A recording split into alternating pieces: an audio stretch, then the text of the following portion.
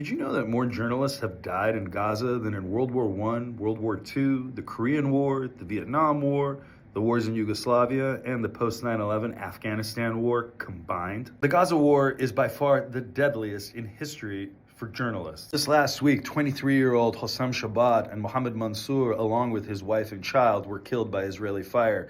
And they're not alone. According to a recent Gaza War Project report from Brown University, some 232 journalists and media workers were killed in Gaza. Now, those numbers are not going to go down. In fact, they reflect a worsening trend. In 2023, a journalist or media worker was killed every 4 days.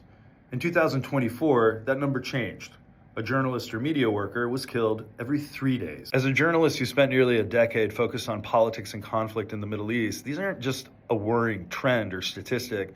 They actually reflect a true threat to the future of journalism. Changes in the media landscape point to a deprioritization of international reporting. We see a lot more bureau closures and less of a reliance on experienced international correspondents.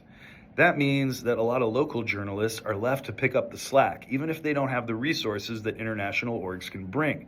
A lot of journalists are reporting from war zones that are their own communities, and they're putting their lives at tremendous risk.